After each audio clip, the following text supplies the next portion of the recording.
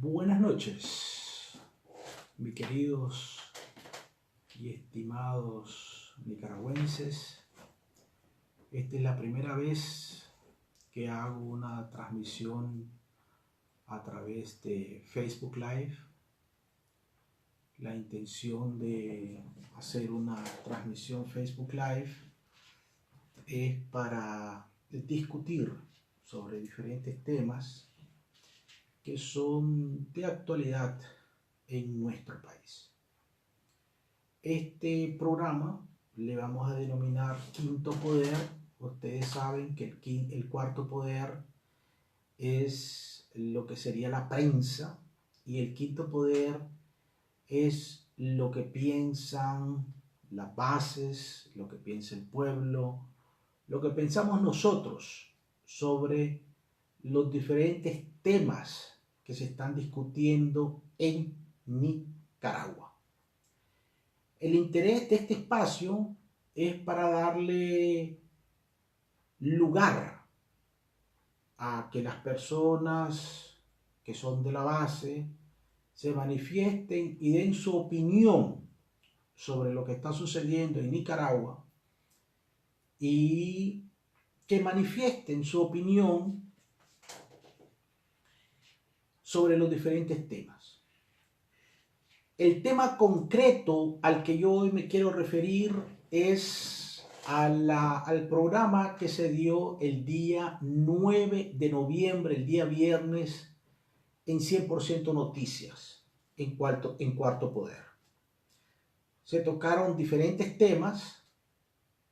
Yo me voy a referir solo a dos temas concretos.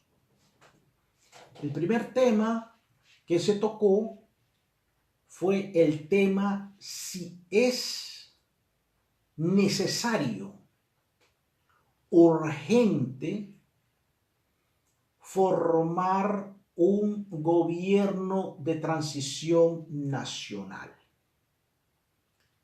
En lo personal, considero que un gobierno de transición nacional en estos momentos en los que nosotros estamos viviendo no tiene ningún sentido y solo llevaría a gastar esfuerzos, energías, a crear mecanismos burocráticos para un mecanismo que no tendría ningún efecto positivo, real, efectivo en nuestra lucha política, en nuestra lucha de resistencia en contra de la tiranía Ortega Murillo. Y les explico por qué.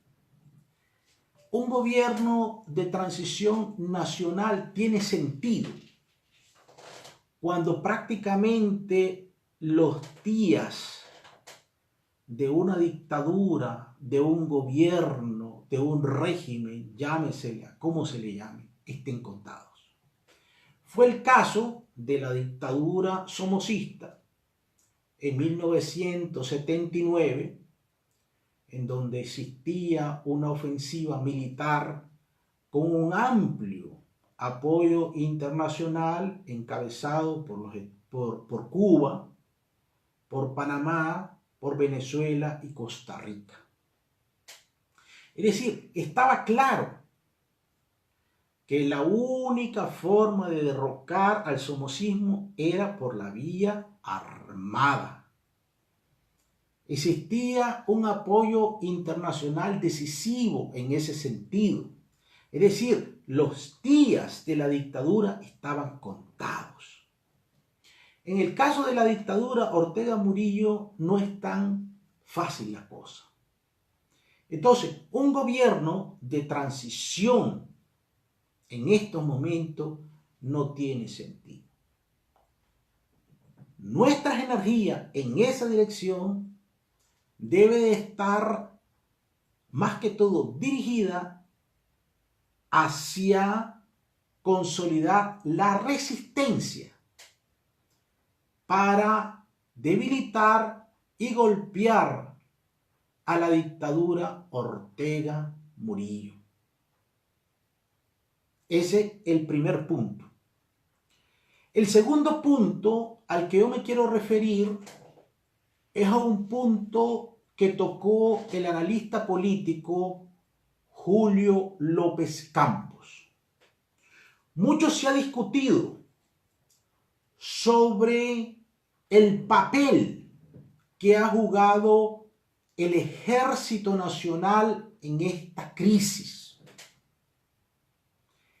El papel que ha jugado el Ejército Nacional, que yo le llamaría más bien ejército orteguista, sin intención de menoscabo, sin intención de menospreciarlo, sin intención de ponerles epítetos negativos, pero para mí son adjetivos reales, es de que el Ejército Nacional no se ha comportado como tal.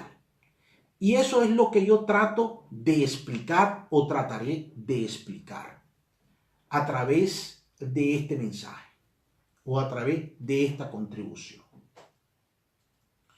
Tengo a mi disposición 4 libros. El primer libro fue escrito por Carlos Fonseca Amador, el fundador del Frente Sandinista de Liberación Nacional. Carlos Fonseca Amador, una de sus críticas fundamentales al régimen somocista era la alianza o la complicidad de la Guardia Nacional con el régimen somocista. Es decir, Carlos Fonseca criticaba el hecho que la Guardia Nacional fuera juez y parte de un sistema injusto, fuera juez y parte de un sistema económico que beneficiaba a una dictadura, que beneficiaba a la oficialidad de la Guardia somocista. Esa era una de sus críticas principales y él lo definió en estos libros que yo los tengo aquí en mi mano. Aquí están sus escritos. Yo no los inventé, aquí están sus escritos. El otro libro que les quiero presentar fue escrito por Jaime Morales Carazo. Jaime Morales Carazo era el dueño, el propietario de la casa en donde vive Daniel Ortega Saavedra. Jaime Morales Carazo fue uno de los directivos de la contrarrevolución en los años 80. Y después se convirtió en aliado de Daniel Ortega y fue su vicepresidente del 2006 al 2010. Y fue sustituido por la señora Rosario Murillo.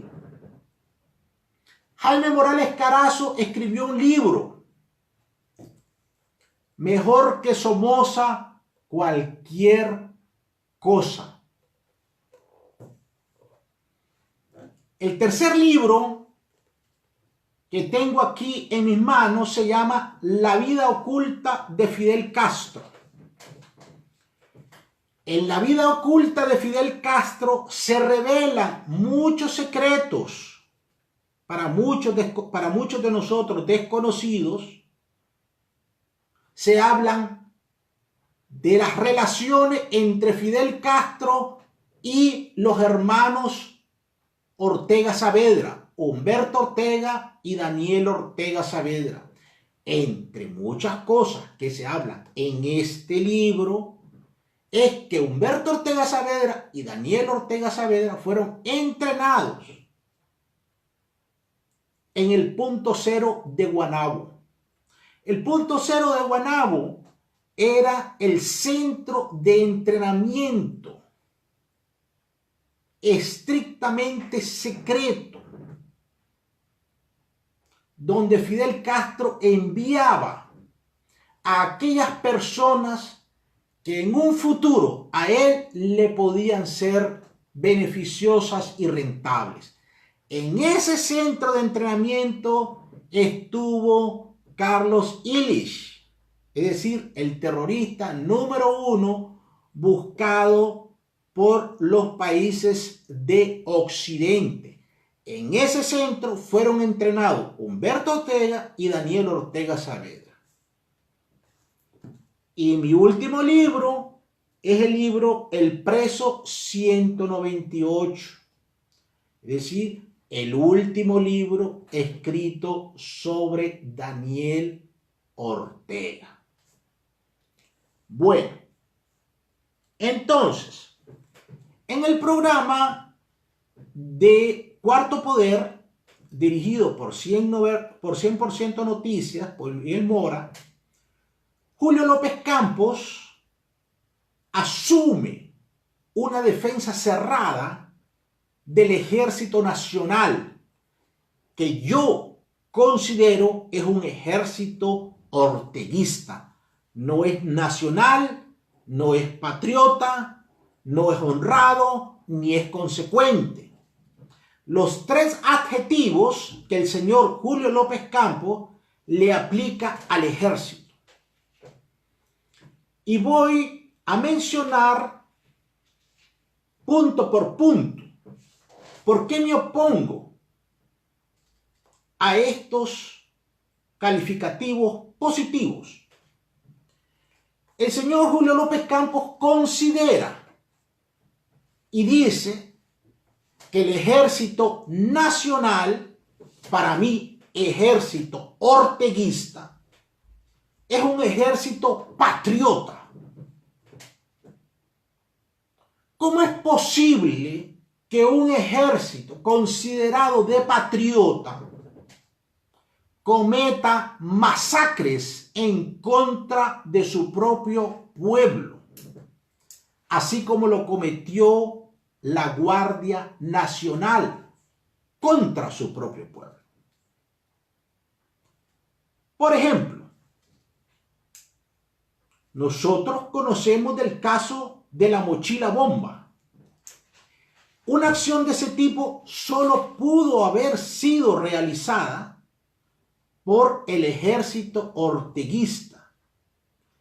Esa acción criminal es una acción, es un crimen de lesa humanidad y de patriota no tiene nada.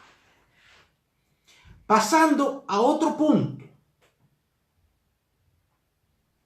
Desde que Daniel Ortega Saavedra subió al poder, el ejército orteguista se ha dedicado a asesinar a excomandos de la contrarrevolución o de la resistencia o los paladines de la libertad. Pónganle ustedes el nombre que ustedes quieran ponerle, eso no importa. Pero se trata de seres humanos que fueron asesinados por la espalda. Muchos fueron asesinados por francotiradores del ejército, después de haber firmado un acuerdo de paz. Se habla de muchos asesinados. Más de 60 fueron asesinados. Una de las últimas masacres cometidas por el ejército orteguista fue la masacre de la Cruz de Río Grande, en donde fueron asesinadas 6 personas. De las 6 personas, 1 era rearmado, los otros 5 eran civiles, y de esas 6 personas, 2 eran niños, una niña y un niño. Y se habla de que fueron capturados vivos, fueron torturados, y de la niña se dice que fue violada. Y después fueron enterrados en fosas comunes. Es la hora y no han sido desenterrados. Allí están todavía los cadáveres enterrados en fosas comunes. Era obligación del ejército aclarar esa situación. Los campesinos del norte levantan sus voces continuamente y acusan al ejército de persecución, de tortura, de asesinatos. ¿Es ese un ejército patriota? No. Cuando empezaron las protestas en abril, se le envió una carta abierta al señor Julio César Avilés. En ese momento habían 63 estudiantes asesinados, algunos heridos. Se le pidió que reaccionaran como ejército, que pararan la masacre, que actuaran. No actuaron. Hay videos, hay fotos donde se muestra a paramilitares entrando al hospital militar armados y saliendo del hospital militar armados para reprimir y masacrar al pueblo. ¿Es eso de un ejército patriota? No nos vengan con el cuento. No nos vengan con el cuento de que fueron exmilitares los que participaron en las represiones. Porque el ejército tiene presencia en todo el territorio nacional y tiene a sus servicios de inteligencia actuando en todo el territorio nacional. ¿De dónde obtuvo la policía y las fuerzas paramilitares las armas de guerra con las que masacraron y reprimieron al pueblo de Nicaragua? ¿De dónde obtuvieron los PKM? ¿De dónde obtuvieron los AK-47? ¿De dónde obtuvieron los Dragunov? ¿De dónde obtuvieron los lanzagranadas M79? ¿De dónde obtuvieron los Colt AR-15? ¿De dónde obtuvieron las armas M16? ¿De dónde obtuvieron los RPG-7? Todas armas de guerra en propiedad del Ejército Nacional. Para mí, ejército orteguista. ¿De dónde salieron los francotiradores que con certeza asesinaron a muchos o a la mayoría de las más de 558 víctimas que fallecieron, que fueron asesinadas en Nicaragua? Eso no es de un ejército nacional, no es de un ejército patriota. El ejército es cómplice.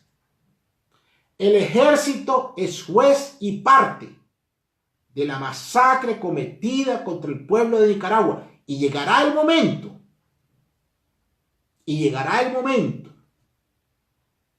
en que muchos dirán la verdad, en que muchos dirán la participación del ejército en esta masacre. De eso estoy convencido. El otro punto del que hace referencia el señor Julio López Campos, un ejército honrado. Yo les pregunto a ustedes, ¿cuántos ejércitos del mundo son propietarios de empresas privadas? Son juez y parte de una economía en función. Yo les pregunto a ustedes, en Europa Occidental ningún ejército tiene empresas privadas, ninguno, porque no está permitido por la ley, porque es prohibido, porque no se puede. Se habla de que un ejército no es beligerante. Claro que no es beligerante y no deben de ser beligerantes.